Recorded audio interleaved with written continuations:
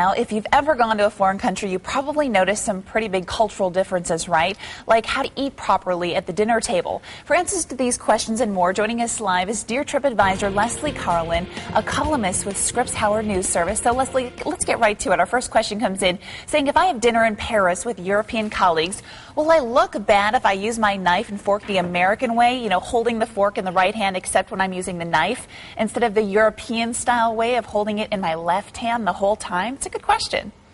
Yeah, it is a good question. I think this is one situation where the when in Rome rule doesn't necessarily apply. Your European colleagues will understand that Americans grow up holding their utensils differently. And so I think the most important thing is to just do it gracefully the way you know how. That'll look much better than trying to do it the local way and making a clumsy effort at it. That makes a lot of sense.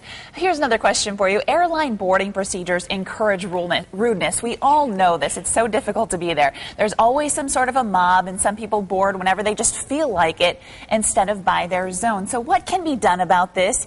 And do you think Southwest does it better than the rest? Well, it's a really interesting question. I hate those mob scenes at the gate. It's just ridiculous that some people feel they need to stand right where the line is going to form. I think it's really up to the airlines to crack down on it. Move people out of the way if they're blocking where the line is going to stand.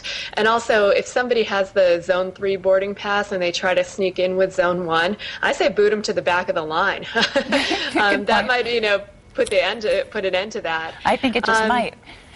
So here's another one. We want to make sure and get this one in because this actually happened to me not too long ago, but this came from another viewer writing in, if the person sitting next to you on a plane gets airsick, can you get up and move? Because you're just going to get sick yourself, possibly.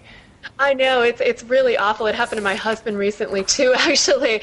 I think if there are empty seats and the seatbelt sign isn't on, go for it. Sprint away. Just try to find a flight attendant and let them know that the person sitting next to you might need some help.